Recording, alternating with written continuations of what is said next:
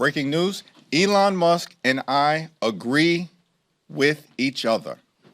The GOP tax scam is a disgusting abomination. Every single Republican who voted for the one big, ugly bill should be ashamed of themselves. They aren't helping their constituents. They are hurting their constituents. That's an objectively verifiable fact. The GOP tax scam is a disgusting abomination. It rips health care away from up to 14 million people, everyday Americans across the country. Hospitals will close. Nursing homes will shut down. And yes, people will die if the GOP tax scam ever became law. It's a disgusting abomination. The one big ugly bill would enact the largest cut to nutritional assistance in American history. That's also disgusting. Republicans literally want to rip food out of the mouths of children, veterans, and seniors. Every single Republican who voted for this bill should be ashamed of themselves. This bill that Republicans narrowly passed, it limped out of the House of Representatives. And we're going to work hard to make sure it dies in the Senate. This one big ugly bill, the GOP tax scam, hurts everyday Americans and rewards their billionaire donors with a massive tax break for the wealthy, the well-off, and the well-connected. And to make matters worse, they will saddle our children and grandchildren with more than $5 trillion in additional debt in order to subsidize the lifestyles of the rich and shameless. Elon Musk and I agree with each other on this particular issue. The GOP tax scam is a disgusting abomination. Questions? Is this Elon Musk yelling on his way out? Do you think this is going to move the needle in the Senate? For all the reasons that I just indicated, the bill is disgusting. It's an abomination. It's a disaster for the American people. And as House Democrats, we've been saying it repeatedly, saying it at rallies, saying it at committee markups, saying it before the Rules Committee, saying it on the floor, hour after hour after hour, into the early morning. And we'll continue to say it in the United States Senate. The bill limped out of the House of Representatives. They had to strong-arm members of the Republican conference to even get this done. Many of these Republicans know that they were doing the wrong thing by their constituents. And we're going to continue to expose it.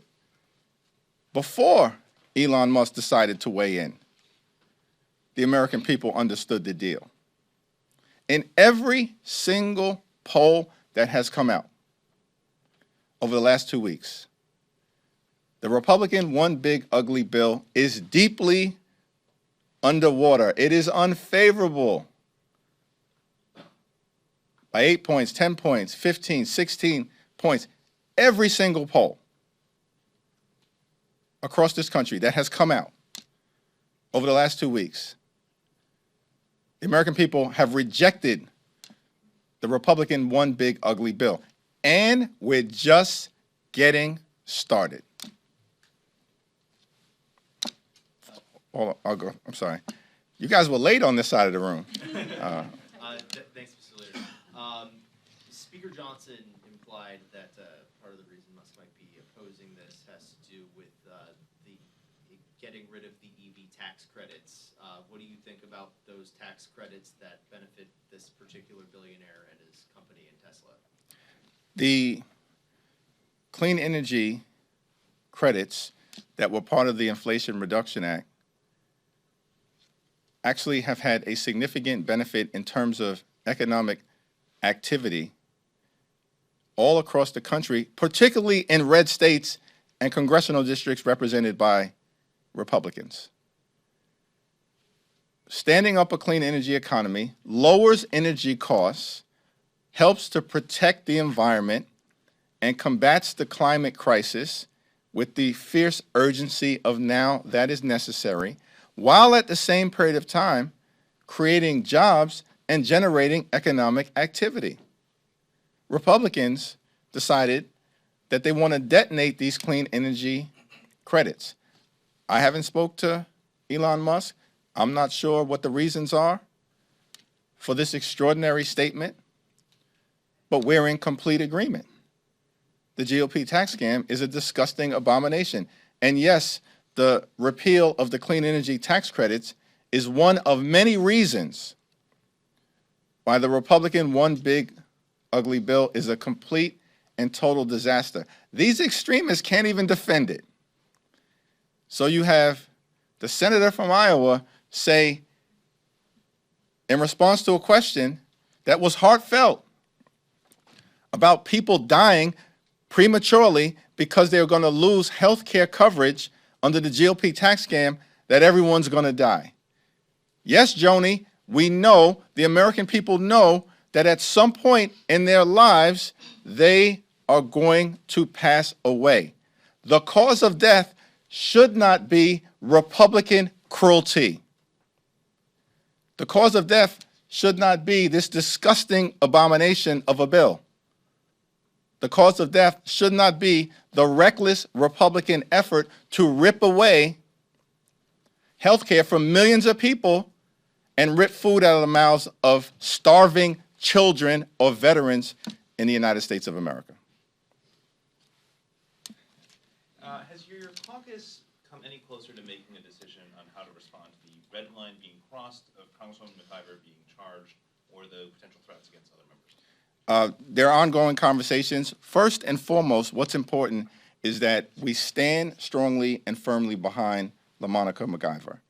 And that's priority number one, to make sure that she has the first-rate legal representation that she needs to battle these charges. She does. We're going to make sure that she has the resources that she needs to aggressively push back on all fronts against this extreme, reckless, corrupt, legal assault on a duly elected member of Congress who was doing her job. We have to stand with her until these charges are either dismissed or defeated in court, and we will. And those are the most immediate priorities as it relates to standing up for LaMonica. And that's what we needed to initially put into place. And then, of course, there's a more collective response. And you can expect some activity and action on that front to be led in part by Jamie Raskin. Thanks. Thank you, Mr. Leader. During a discussion on CNN on Sunday, Debbie Dingell was discussing the voting blocks that Democrats lost in 2024. She says, we've got to lay out our agenda for what we're going to do. We need our Project 2028. Do you agree with Dingell's assertion? And on a related note, it's about a month after your major speech characterizing Trump's 100 days. You mentioned that Democrats will be rolling out a blueprint. I believe you called it a blueprint for a better America. Can you give the American people an update on how that process is going, and can they expect something substantive on that front as they start to look towards Democrats' vision heading into 2026? There are ongoing conversations within the caucus to lay out different elements about our blueprint for a better America, anchored in a vision that is designed to build an affordable economy that lowers the high cost of living and makes life better for everyday Americans. That's the foundation. That's our North Star. Republicans are making life worse for you. Our objective is to make life better for everyday Americans, starting with an economy that actually works for hardworking American taxpayers and that actually lowers the high cost of living and makes life affordable in America. Not a single person ever should be put in a position here in America where they're struggling to live paycheck to paycheck. We need an America that rewards hard work and playing by the rules.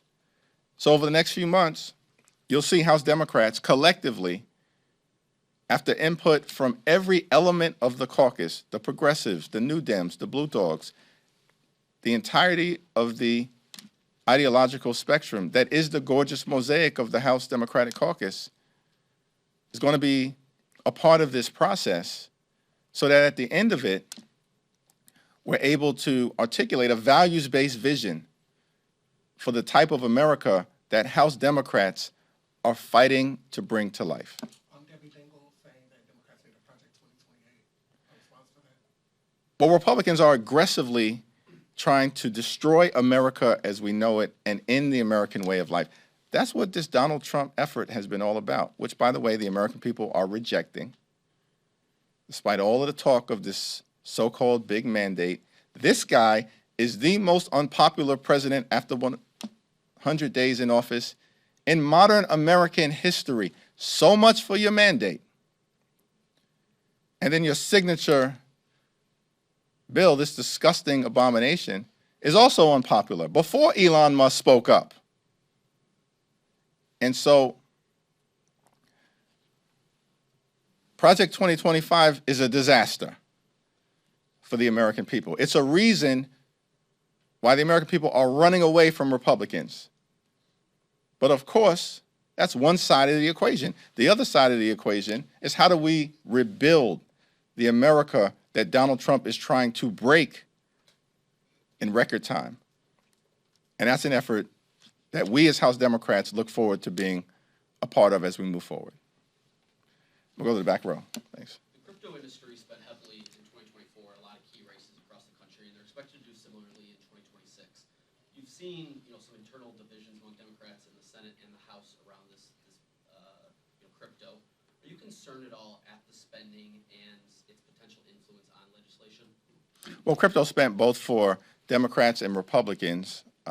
Certainly that was the case in the House of Representatives because there are allies of the crypto industry on both sides of the aisle in the House, and that was reflected in the crypto industry's engagement. I think the best thing that can happen in terms of moving forward is that we arrive at a bipartisan solution in terms of the legislation that is pending in the Congress, because that's the only way for it to be sustainable. When you make an issue partisan, and at this point crypto is not partisan, Donald Trump is a separate problem that has to be addressed. The real-time corruption in terms of the Friends and Family program to monetize Trump's office and enrich parts of the family, in part by using crypto, that is a problem that has to be addressed decisively. And we're committed to doing that as Democrats. But when you take away that piece of it, which is a very important piece, I think substantively, figuring out how we arrive at a bipartisan resolution of the crypto issues that are currently pending before Congress is what will best serve the American people and also best serve an appropriately regulated industry that allows for innovation but also has guardrails to protect the American consumer. Thanks. A lot of questions today. Thank you, Leader. House Republicans are moving to claw back billions of dollars in funding to USAID, NPR, and PBS, which they claim is a waste of taxpayer dollars. What is your position on taxpayers footing the bill for programs like that? All these things that are being proposed by extreme MAGA Republicans are dead on arrival. It's fantasy. It's not happening. It's not happening. And that's just the reality of the situation. So they have a responsibility to govern. And it's been a disaster so far. Chaos, cruelty, and corruption is what characterizes Republican complete control of government in this town. So my suggestion to them is, why don't you focus on the things that you actually promised you would focus on when you lied to the American people last year? Because Republicans spent all year in 2024 promising that they were going to lower the high cost of living in the United States of America. And, in fact, costs would go down on day one. Costs aren't going down under Republican complete control of government. They are going up. Inflation is going up. The cost of living is going up. Life is becoming more unaffordable for everyday Americans. Donald Trump and Republicans broke their promise to focus on the issues that matter in terms of the economy. And that's one of the reasons why the American people are running away from the Trump presidency and the sycophants who are nothing more than a rubber stamp for Donald Trump's extreme agenda in Congress. So if you say if it's dead on arrival, then you want it to remain the way it is with taxpayers continuing to, I mean, if it's not going to go anywhere. I think my remarks speak for themselves. Yeah, follow up on that. You say it's not going to happen. You mean that you don't think Republicans have the votes to pass the rescission package? Correct. And in the House and the Senate, or in which chamber? Remains to be seen what the case is in the House, but it's my full expectation that, as has been the case up until this point, they will confront strong and unified Democratic opposition in the House, struggle to get any bill out of the House of Representatives, and then it's dead in the United States Senate. You know, it only takes 50 plus 1 in the Senate. Dead in the United States Senate.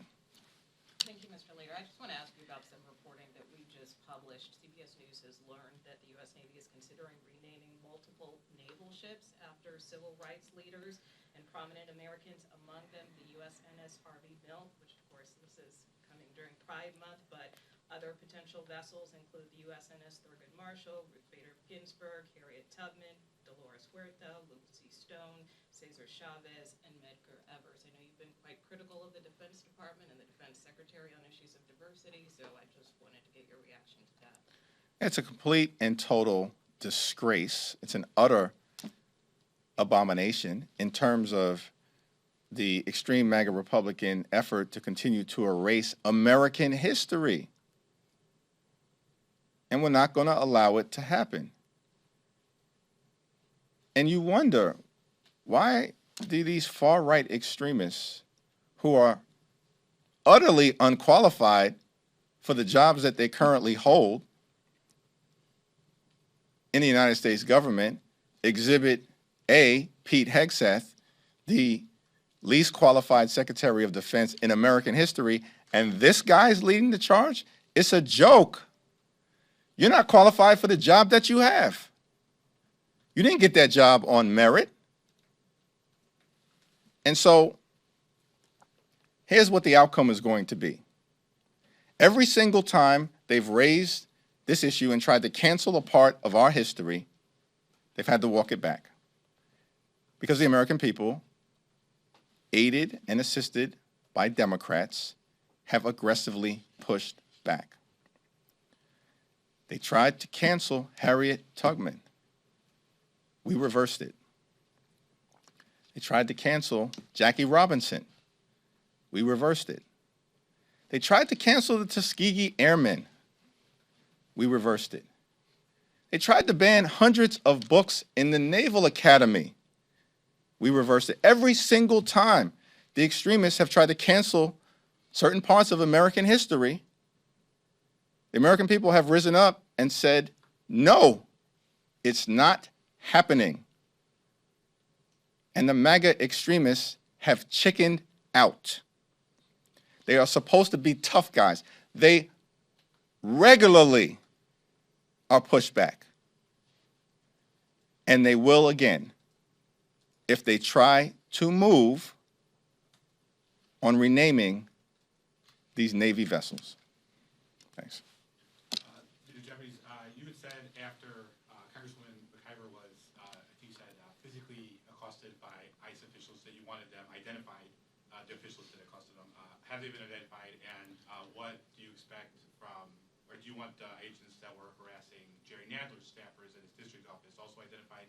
What's the latest, or how are Democrats going to respond to the change? Every single ICE agent who's engaged in this aggressive overreach and are trying to hide their identities from the American people will be unsuccessful in doing that. This is America.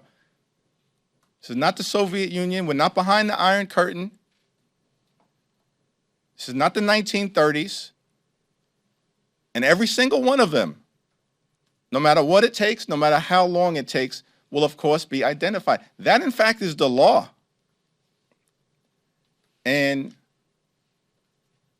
we're going to make sure that the American people have the transparency necessary to hold people accountable when they're folks who cross the line here in America. That's what's going to happen. And as I mentioned earlier, and I spoke to Congressman Nadler about this, our first priorities are always going to be making sure the person who was on the front line is in the best possible place to move forward. That's the case with LaMonica McIver, and it is also the case with Congressman Nadler's brave, young, patriotic staffer. And we've got to address those issues first. That's the human thing to do, while simultaneously, of course, preparing to deal with the broader policy implications, which, as I mentioned, are underway. Thanks. Go back to this side. Yep. There are two members of the Congressional Black Caucus running to be ranking member on House Oversight. How do you think the CBC will handle that? It's a good question. We have a CBC meeting on Wednesday at some point. I think both members will present themselves before the CBC, along with the two non-CBC members. That has been the traditional practice. And at the end of the day, may the best woman, may the best man win. We'll see what happens. On our side of the aisle, there's actually an election. It's a democratic process. People make their case to every single one of the House Democratic Caucus members, who then decide the best path forward. This is not the first time that multiple CBC members have been in a race together with each other, and it's always been handled like a family. Decades ago, Greg Meeks and Jim Clyburn ran against each other in the same race for vice chair of the House Democratic Caucus. At the end of the day, it worked out well for both of them. Barbara Lee and I were in a race together to be chair of the House Democratic Caucus. She had an incredible career in the United States Congress, and now she's the mayor of Oakland, and a great friend and colleague to me and to all of us within the CBC, a great leader. Those are just two of several examples. So the CBC will handle it like a family in the same way that we've always handled it, like a family. And at the end of the day, the caucus will make its decision. Leadership, of course, remains aggressively neutral. As is the case, we don't put our thumb on the scale, which is what happens on the other side of the aisle. And we'll see what happens at the end of the day over the next few weeks. Do you expect them to endorse? Say it again? Do you expect them to endorse the CBC? That's an interesting question. That's probably best asked to Yvette Clarke and the CBC Executive Board. At this point, I'm just a voting member. Thank you. There are now 4 candidates in the oversight race. 2 of them are 44 and 47. The other 2 are 70 and 77. After what happened with Congressman Connolly and some other 70-year-old members, some of whom have been in committee leadership positions and were essentially pushed out of those positions, what do you say to Democrats, both here in Congress and outside of Congress, who who worry that the seniority system is once again going to elevate someone that many of them feel is not up for the job. There were 3 competitive races in the aftermath of the November 2024 election.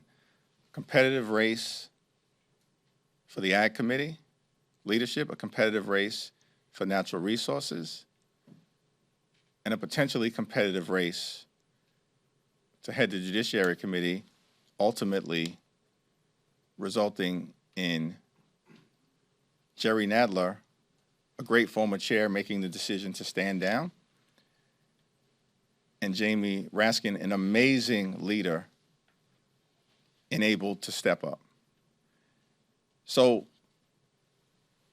the record most recently speaks for itself, which is just that the caucus is going to make a decision on the merits as to who they think is best qualified to lead the committee moving forward. In the same way that Rosa DeLauro and Frank Pallone and Richie Neal and Maxine Waters continue to lead their committees and are doing an extraordinary job and showed an amazing amount of fight in connection with the GOP tax scam.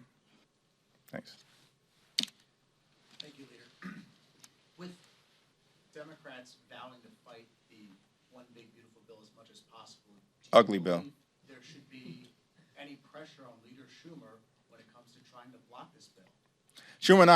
Leader Schumer and I had a great conversation over the weekend.